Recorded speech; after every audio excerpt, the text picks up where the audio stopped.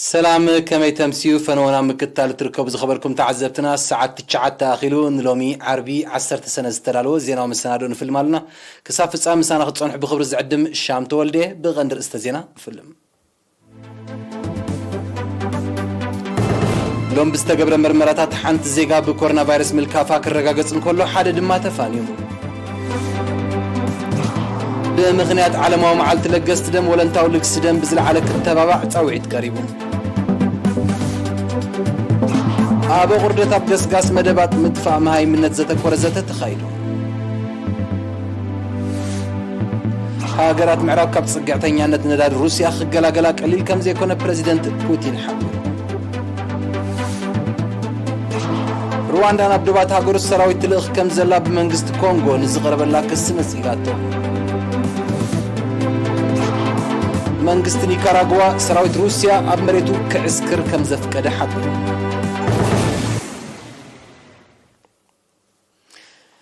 حابرتا كام مينستر تعنا لومي ممرمري ماكلات زوبا ماكل بزتقبره ناي لابراتوري مرمراتات ادراشا عداغا حمس زخونه زيغا بكورونا فيروس ملكافا ترغاغيصلهم از خمزيلن كله كورونا فيروس ترخيبهم اب هوسبيتال زوبا ماكل تعاقبو كنكن كبرلو صنح زيغا حاويو تفانيلهم بز مسرت تقلالا قصري بكورونا فيروس زتلخفو زيغاتات كساب لومي 9769 بصيحلهم 9661 حدن كابزيوم حاويم زتفانو 103 بموت زتفليو حمشت دما جناب هوسبيتال تعاقبهم كنكن زغبر لهم زلو يوم مينستر تعنا 10 سنه 2022 بمغنيات علماو معلتي لقست دمن 10 سنه معلت السماعاتن نسمون زغصل قنا ولنتان لقست دم يكايدالهم وكيل إيرينا يناتان يعبيو بملكع صبصاب نزدالو تحستو ميكائيل حدقو كوربويم بمغنيات 14 سنه علماو معلتي لقست دم كاب 10 تكسا 18 سنه قنا ولنتان لقست دم يكايدالهم اب هاغراو بانك دم حلافي چنفر اغلغلو لقس دم نرس عقبا يوحنس نيرينا بزهبا حبريتا نعلامات قنه بمبرا حبرته سب ابلكس دم بحفشا ولنتاو لكس دما بفلاي ابركتو كعز صويعو دخونه سب دخونه ነገር ክልግስ ይخل እንዲ ደም ልጋስ ግን ካብ አካላትካ ክፋል ለግስካሲ ንሓደ ዝተሸገረ ሰብ ህይወት ንምድሓን ትገብረ እዩ ካብዚ ደዓቢ ልግስ የለን ካብ ደም ልጋስ ደዓቢ ልግስስ የለን ክሳራ ዝበሃልካ የብሉን ኣብ ነፍስና ደም ስለዝሃብና ዘምጾ ሰዓብን ወላ ሓደ የለን ናይ ለብዘበን تاتيما ناي لبزبن كنبعلا تباهلله بعالم درجه هون بهاجر درجه هون تاتيما انت اتبللا دم لغاس سبعاوي حاليت ايو نزي قدس تغبار سعيبنا خا نصنبر اتبل مالتي سلازي كلنا نزيا مچروح زيا وي كان زيا علامه زيا تيما زيا مركسنا كلنا نسناي تغبار كنسعبو لوواي يقرب نرس عقبا يصعبو بمغنيات قنن 10 سنه مع السماتاتن بولنتوم دم نزلغسو ابلات گجله بالي تليز ميراس بمسغان زتلگس دم اب دحنت هيوت سلازوعل تكالات منغستي هاغران محبرات سدرابيتاتن ولقسباتن بزلعله كدفولو ازخاخيروم كابلومي علت 10 جميرنا سغاب علت 10 شمونته زخون زاكل له غزي ببمعالتو تكالاتن ناي منغستي سرحتنياتاتن بموداب نزي قنا لك سدم كنا كايدينا بمغنيات مع السماعات كاني زتتحز مدبالنا كاوخا قصلي تخستينا مالت ايتي ناي بحق حجي تنقحات تقدم لا غوسغوسكا اندخبكبكا غلي نيرو حجي كن كوليجات علوا بعبيخا هاي سكولات بيت تمرتي عامت مول اخا خيدانا زخلا تكالات منغست كل توديبو نابكم كيترف وريدسي نام محداراتنا بزتفلل عنفرات ناي منغسن وريدناس ببمعلتن سامنا ينسي بعلن حجج ودبالنا زلو هاغراو بانك دم هاغراو محبر ولنتاو لقست دم بموحد ابزي عامت زي اسات 12 شح كرتي دم ككب بزو صوتن زاغيد لعل 6 شح كرتي كم تاكبه از دما كابتناي قداماي فرق عامت 2021 ب 98 ميتايت كم زعبي غليصوم حجب زدلنا بصحنا يزلنا 98 ميتاويت دم نكبالنا مالتي بفلاي كان زي 2022 مفارق كوين زلو حجي اب عامت 12 شح نكب زغبانا لعل 6 شح اكبنا لنا جنا 6 ورخي اخله خلص لعل 6 شح تارجتناس بصحنا يالنا مالتي بخمز خصللنا خا نزل مصل لغوسغاس صعيبو كل سب كساتفلنا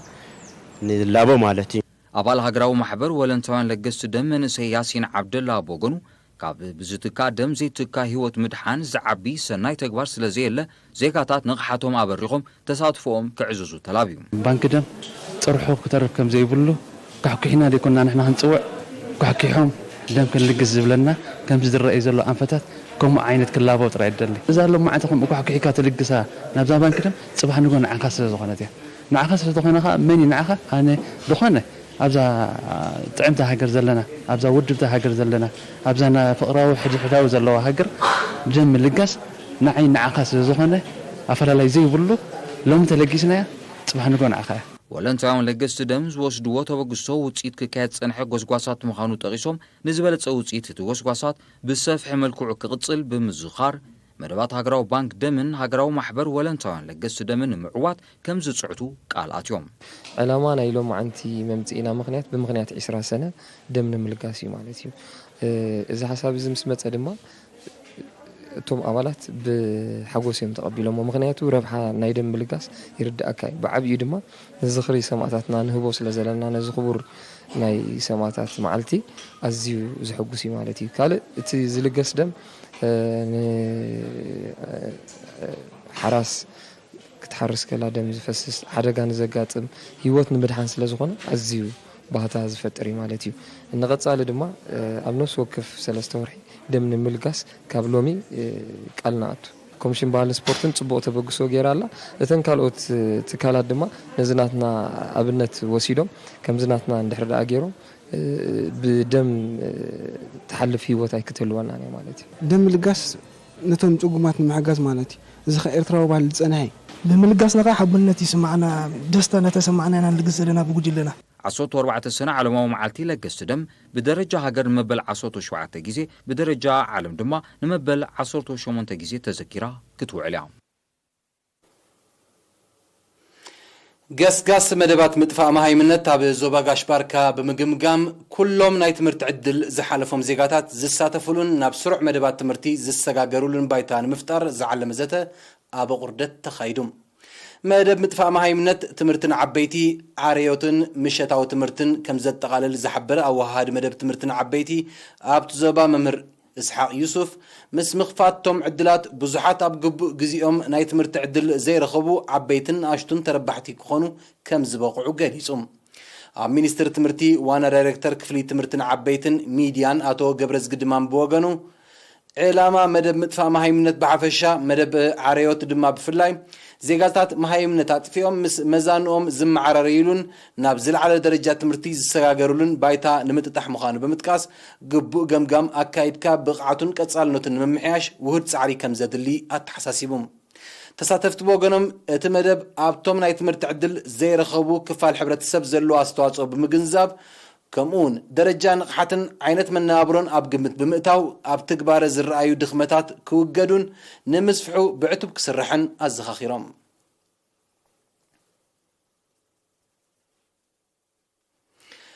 ኣብያተ ትምህርቲ ዓመታዊ ዝውድብኦ ስፖርታውን ባህላውን ቅነ ተምሃሮ ነፀብራቕ ናይቲ ኣብ ኣብያተ ትምህርቲ ዝካየድ ንጥፈታትን ብቕዓት ተምሃሮን ብምዃኑ ብዝለዓለ ኣወዳድባን ሱታፌን ክድፈኣሉ ከም ዝግባእ ተገሊጹም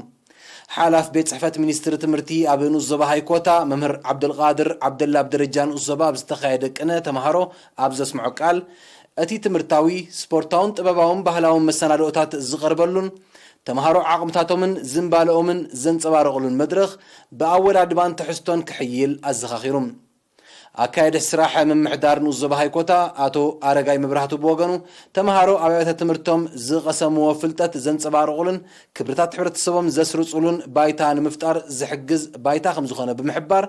ኣብቲ መደብ ዝሳተፉ ኣካላት ኣበርክቶኦም ክዕዙ ተላብዩ ኣብቲ ቅነ ኣብያተ ትምህርቲ ስዉእ ዓሊ ሰይድ ካምቦንን ኣስሙድን ካብ ሃይኮታ ቤረግ ካብ ሓሸንኪት ሻሾት ካብ ሃደምደመ ከምኡን ሊባንያይን ኣለቡን ዝተዋጹ ኣስታት 300 ተምሃሮን 56 መምህራንን ከም ተሳተፉ ኣካየድቲ ናይቲ መደብ ሓቢሮም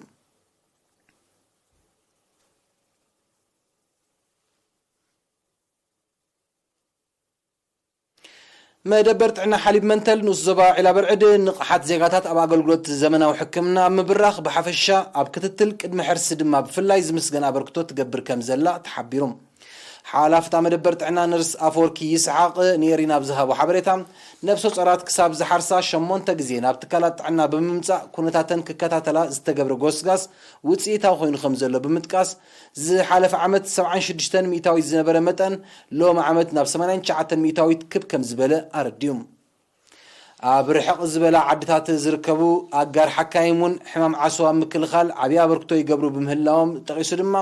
እናንቆልቆለ ዝመጽእ ዘሎ መልከፍቲ ናይ ዝውጽኢት ከም ዝኾነ ገሊጹ ብዘይካዚ ኣብ ከባቢያዊ ጽሬት ዝግበር ዘሎ ቀጻሊ ጻዕሪ ልዕሊ 96 ሚእታዊት ዝበጽሐ ተጠቃምነት ዓይኒ ምድሪ ኣብ ዓድታት ብጉድለት ጽሬት ዝስዕቡ ሕማማት ኣብ ምቁጻር እወታዊ ተራ ይርከቡ ከም ዘለውን ሓቢሮም ተገልገልቲ ብጉዶም ኣብታ መደበር ጥዕና ብዝረኽቦ ዘለዎ ኣገልግሎትን ንቕሓት ዘበርኽ ኣስተምህሮን ተሪኦ ሕማማት ከም ዝነከይ ብምጥቃስ ኣገልግሎት ላቦራቶሪ ክዋደደላ ተላብዮም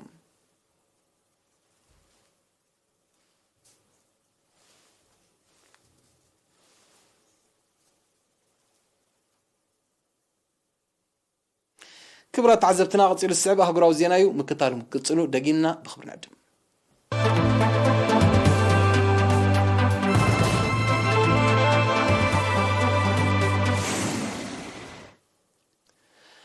ሃገራት ምዕራብ ካብ ፀግዕተኛነት ነዳድን ጋዝን ሩስያ ሙሉእ ብሙሉእ ክገላገላ ቀሊል ከም ዘይኮነ ፕሬዚደንት ቭላድሚር ፑቲን ሓቢሮም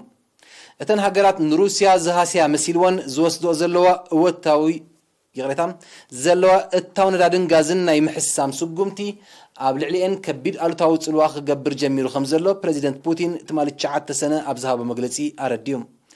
ሃገራት ምዕራብ እታው ነዳድን ባህርያዊ ጋዝን ሩስያ ንምቁራጽ ተደጋጋሚ ኣኼባታት ከካይዳ ከም ጽንሓ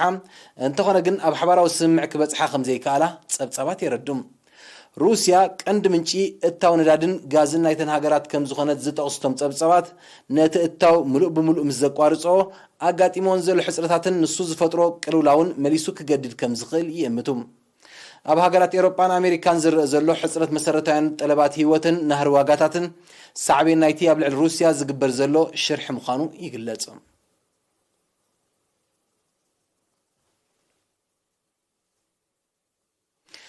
መንግስቲ ሩዋንዳ ናብ ዶባት ሃገሩ ሰራዊት ይልእኽ ከም ዘሎ ብመንግስቲ ዲሞክራሲያዊት ሪፐብሊክ ኮንጎ ንዝቐርበሉ ክሲ ነጺግዎ ሩዋንዳ ዕጡቓት ተቃወምቲ ጉጅለታት ንምድጋፍ ኣማኢት ፍሉያት ሓይልታት ናብ ምብራቃዊ ክፋል ሃገሩ ከም ዝለኣኸት እዩ መንግስቲ ኮንጎ ብወግዒ ከሲሱ ዘሎ ይኹን እምበር ኣብ ኮንጎ ጸጥታዊ ጸገም ክፈጥር ባህጊ ይኹን መደብ ከም ዘይብሉ ዝጠቅስ መንግስቲ ሩዋንዳ ንዝቐርበሉ ክሲ ሓቅነት ዘይብሉ ክብል ነጺግዎ ካብ ዝሓለፈ ወርሒ ግንቦት ኣብ መንጎ ሰራዊት ዲሞክራሲያዊት ሪፐብሊክ ኮንጎን M23 ብዝብል ስም ዝፍለጥ ዕጡቕ ጉጅለን ብዝተወልዐ ዕጥቃዊ ግጭት ኣስታት 100,000 ሰባት ከም እተመዛበሉ ጸብጻባት የረዱም ጎረባብቲ ሃገራት ኮንጎን ሩዋንዳን በቲ ጉዳይ ንሓድሕደን ይወቃቐሳ ከም ዘለዋ እዮም እቶም ጸብጻባት ዝጠቕሱ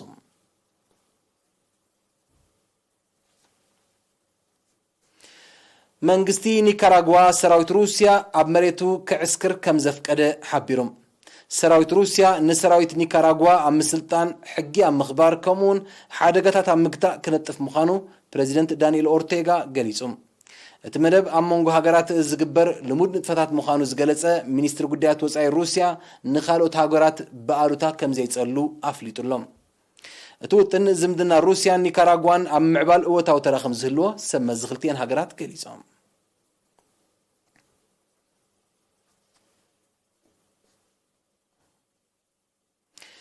እስራኤል ሎም 10 ሰነ ብዘካየደቶ ንከተማ ደማስቆ ዕላማ ብዝገበረ መጥቃዕቲ ሚሳኤል ኣህጉራዊ መዓርፎ ነፈርቲ ናይታ ከተማ ስርሑ ኣቋሪጹ ከም ዝወዓለ ተቃሊሑም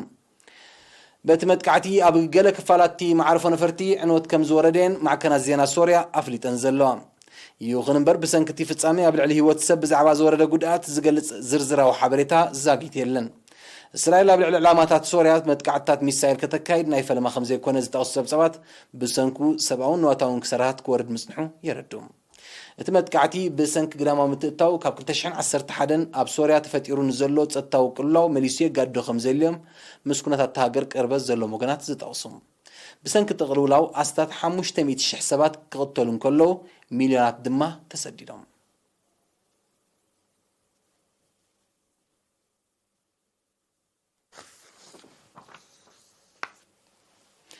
ኣብ ሕቡራት መንግስታት ኣሜሪካ ብሕታው ዋነት ብረት ብዝጠንቁ መጥቃዕትታት ዝወርድ ሰብኣውን ጸጥታውን ክሳራታት ከም ዝዓረገ ጸብጻባት ሓቢሮም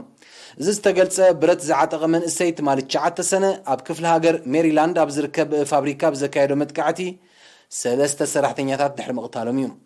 በቲ መጥቃዕቲ ካልኦት 4 ሰባት ከም ዝቆሰሉን ሰብ መጸጥታ ክፍለ ሃገር ሜሪላንድ ገሊጾም ኣለዉ ነቲ መጥቃዕቲ ዝፈጸመ ወዲ 23 ዓመት መንእሰይ ብሓይልታት ጸጥታ ብዝተተኮሰ ጥይት ቆሲሉ ኣብ ትሕቲ ሕክምና ተዓቂቡ ከም ዘሎ ተፈሊጡ መበገስቲ መጥቃዕትን መንነት ናይቲ ገበነኛ ንምልላይ ጽዑቕ ምርመራ ይካየድ ከም ዘለውን ተገሊጹ ኣብ ዝሓለፈ ወርሒ ግንቦት ኣብ ክፍለ ሃገር ቴክሳስ ብዝተፈጸመ መጥቃዕቲ ፎኪስ ብረት 19 ተማሃሮን 2 መምህራንን ከም እተቐትሉ ይዝከር ኣብ ኣሜሪካ ኣብዚ ዓመት እዚ ጥራይ ልዕሊ 200 መጥቃዕትታት ፎኪስ ብረት ከም እተፈጸመ ብሰንኩ ድማ ልዕሊ 140 ሰባት ከም እተቐትሉ ጸብጻባት ይጠቕሱ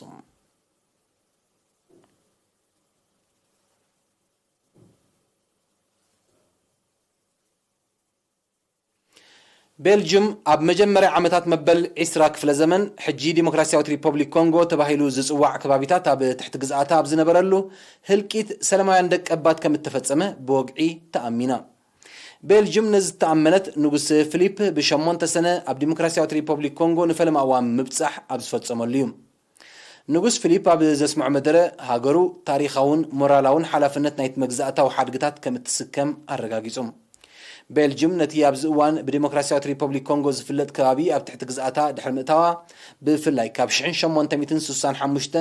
ክሳብ 1909 ኣብ እዋን ንግስነት ንጉስ ሊዮፖልድ ዳግማዊ ልዕሊ 10 ሚልዮን ንጹሃት ደቀባት ከም እተቐትሉን ዕቑር ጸጋታታ ከም እተጓሕጉሐን እዮም መግዛግብ ታሪኽ ዝገልጹ ንጉስ ሊዮፖልድ ነቲ ግዝኣት ናብ መንግስቲ ቤልጅየም ድሕሪ ምስጋሩን ክሳብ ዲሞክራሲያዊት ሪፐብሊክ ኮንጎ ናጽነታ ኣብ 1960 እትረክብን እቲ ቅስፈትን ምዝመዛን ከም ዝቐጸለ እዩ ዝሕበር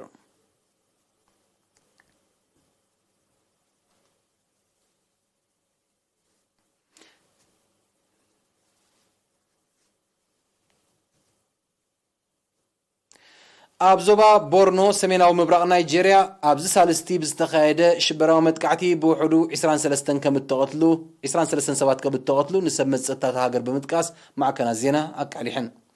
ዛጊት ሓላፍነት ናይዚ ምስ ጫድ ኣብ ዘዳውብ ከባቢታት ዝተፈጸመ ንሰራሕተኛታት ትካላት ሓጺን ዕላማ ዝገበረ መጥቃዕቲ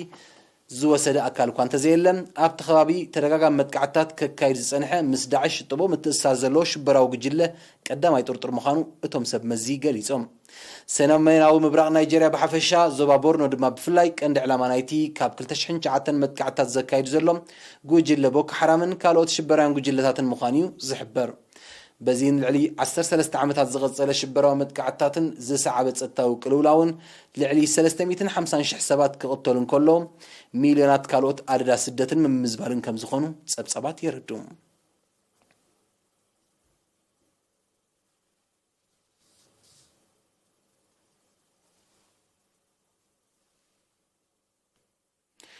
ኣብ ደቡባዊ ምዕራብ ሕቡራት መንግስታት ኣሜሪካ ተኸሲቱ ዘሎ ሓደጋ ማዕበላዊ ዋዒ ኣብ ማሕበረ ቁጠባዊ መነባብሮ ዜጋታት ኣሉታዊ ሳዕቤናት ከም ዘውረደ ተሓቢሩ እቲ ካብ 37 ክሳብ 46 ዲግሪ ሴንቲግሬድ ዝበጽሕ ልዑል መጠን ሙቐት ንመዓልታት ክቕጽል ከም ዝኽእል ዝእምት ትንቢታት ኩነታት ኣየር ከም ዘለዮም ሰብ መዚ ምክትታል ሜትሮሎጂ ዝገልጹ ዘለዉ ከተማ ፎኒክስ ኣሪዞና በቲ ሕማቕ ኩነታት ኣየር ብቐዳምነት ብኣሉታት ዝተጸልወት ምዃና ዝጠቕሱ ጸብጻባት ምምሕዳር ክፍለ ሃገር መዝሓሊ ማእከላት ብምኽፋት ክስዕብ ዝኽእል ሳዕቤናት ንምጉዳል ቅድመ ምድላዋት ምክያዱ ሓቢሮም እቲ ማዕበላዊ ዋዒ ኣብዚ ዓመት እዚ ኣብ ደቡባዊ ምዕራብ ሕቡራት መንግስታት ኣሜሪካ ዝምዝገብ ዘሎ ፋልማይ ባህርያዊ ሓደጋ እዩ ኣህጉራዊ ክሊማዊ ነውፂ ዝጠንቁ ተርእዮታት ማዕበላዊ ዋዒ ብርቱዕ ዝናብን ህበቡላዊ ማዕበልን ክዛይድ ምዃኑ እዮም ክኢላታት ተዓውዲ ዝገልጹ